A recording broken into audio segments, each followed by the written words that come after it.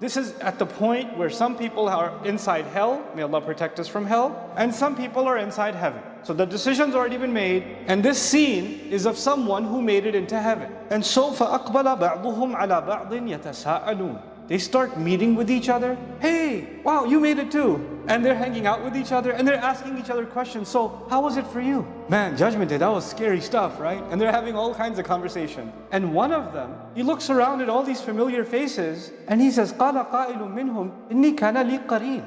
I used to have a friend. He's remembering some friend of his that he remembers from this life. And now they're not here. Where did they go? I don't see them here. And so then he remembers some of the conversations he used to have with this qareen back in this life. And he says, يَقُولُ أَإِنَّكَ لَمِنَ الْمُصَدِّقِينَ. Do you seriously believe this stuff? Do you seriously believe in this heaven and hell stuff? But even more than that, sometimes close friends, one of them says, hey man, let's do this. And one of them says, no, we have to fear Allah. It's not right. What we're doing is not right. Allah will ask us about it. We're lying. We're not being honest.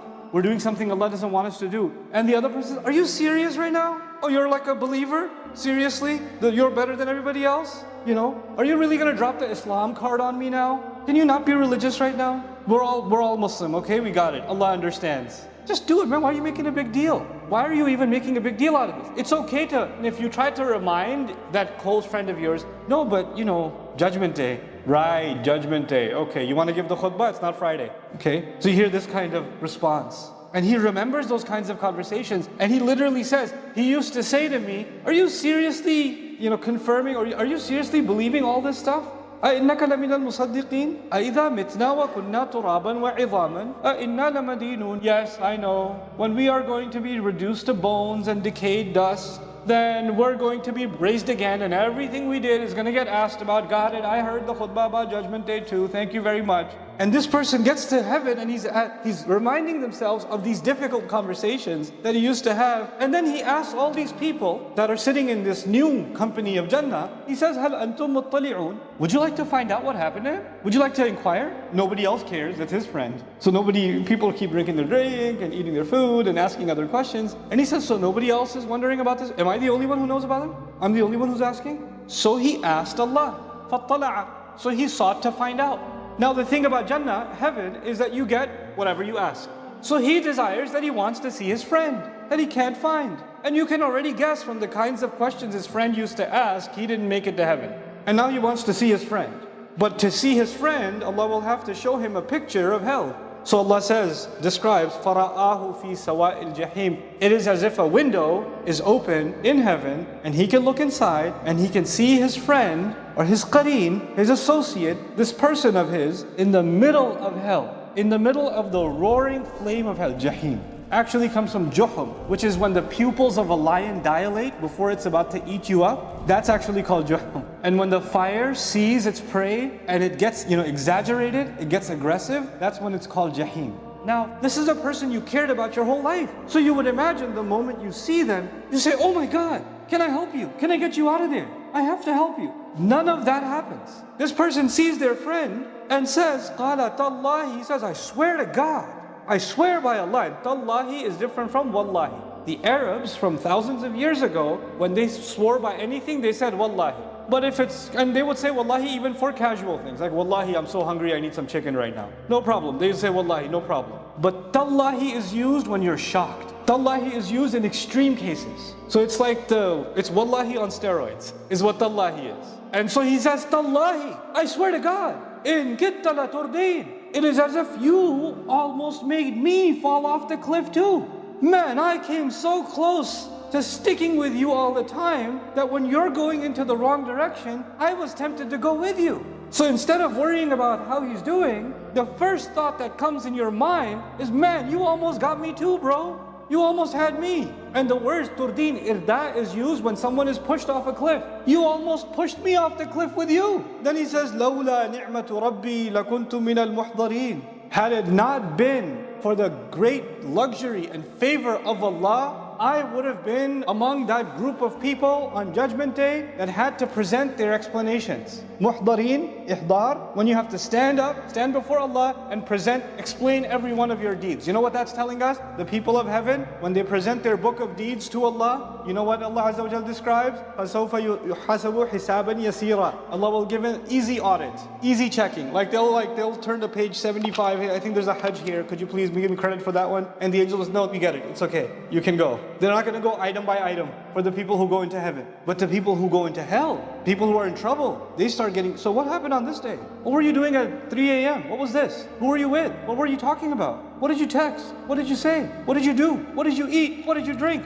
And the Prophet ﷺ would describe, إِنَّهُ مَنْ سُئِلَ يَوْمَ الْقِيَامَةِ فَقَدْ هَلَكَ. The person who starts getting interrogated on Judgment Day has been destroyed. So this guy's in heaven, he sees his friend, and he says, man, I was almost in the list of people who have to stand and explain themselves. Thank Allah, I was from those who Allah went easy on, and He gave them an easy hisab. And it would have been because of you, that I would have been on the wrong list, min al-muhdareen. And then he doesn't want to see any more of that hell. Please close that window, I got my wish. Thank you very much. And he's in heaven, right? He's in Jannah. But the shock of seeing hell, even for those few moments, was so powerful that this person, when that window closed, before this window opened, they were in heaven. After this window closed, they're still in heaven. But they can't believe it. It's like they just got here.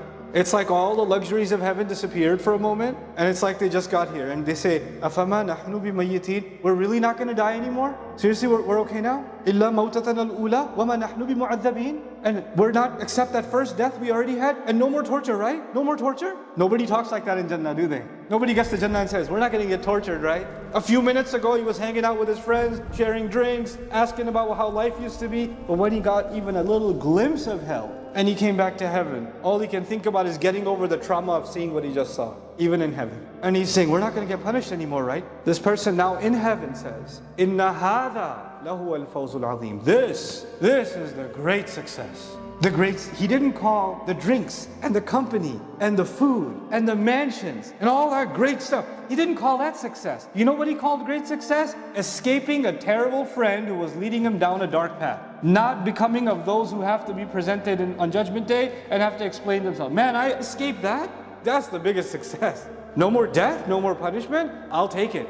I wanted to share this with you because every one of us in this life have two kinds of qareen. One kind of qareen is a devil.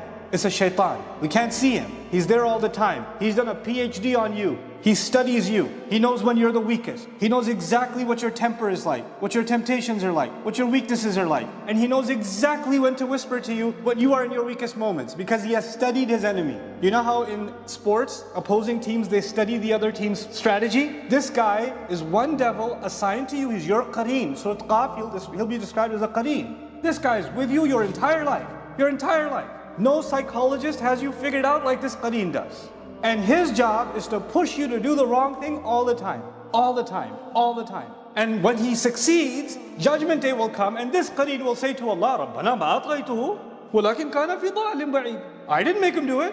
He was lost. He's confused himself. That's one kind of qareen. But every one of us in this life also has another opportunity of qareens, human qareen. And they can be good or bad. That's up to us. Who did we decide to tie ourselves to? That their opinion becomes our opinion. Their influence becomes something we obey. When they ask us to do something, we just do it. We don't think about the consequences. We're afraid to say, Allah, I know you want me to do this, but Allah doesn't. No, I'm not going to say that because they'll get upset. You're okay with making Allah upset, not okay with making them upset. That's a qareen too. And that's the kind of qareen that's helping you and me get pushed off a cliff. And they may not even know it. They may not even realize it. They're falling off a cliff and they don't see it. And when you open your eyes and say, hey, come on, let's wake up. You can't do this. They say, no, you shut your eyes also. Let me sleep and you fall asleep too. Let's fall off the cliff together. You have to figure out and I have to figure out who is that qareen in our life. And we don't have to hate them. What I'm saying is the devil is the devil. Human beings aren't necessarily devils. They're not necessarily evil. Maybe they don't realize they're playing that role. Maybe they're so lost themselves. Maybe they're listening to their invisible qareen so much that they're actually hypnotized. And your job is to lovingly try to pull them. If they're not willing to budge, then you have to learn to cut that rope. You can't get dragged. You can't put yourself. Because we have to be the kind of people that make it into heaven. And I pray we don't have to ask about a qareen who ended up in hell. But if there was such a case, we have to be able to say, Ya Allah, thank Allah, I cut that rope before you jumped off the cliff. I'm glad I cut those ties. And this is the time to cut those ties, not then. This is the time. Or this is the time to fix those things. Find the courage to say what's wrong, even to the people that are closest to you. Because you're afraid of making them upset, and you end up, and I end up, disobeying Allah. That's okay. Making that upset is okay. Making Allah upset is not okay. Then who are we fearing? Truly, how do we say that we fear no one but Allah? How do we get to say that? And we're afraid of somebody else's feelings towards us. It's okay to be offensive for the sake of Allah. It's okay to hurt somebody's feelings and speak the truth. You don't have to say it in hurtful ways, but speaking the truth will hurt some people's feelings. And that's okay, because their feelings are worth less to you, and Allah's pleasure with you is worth more to you.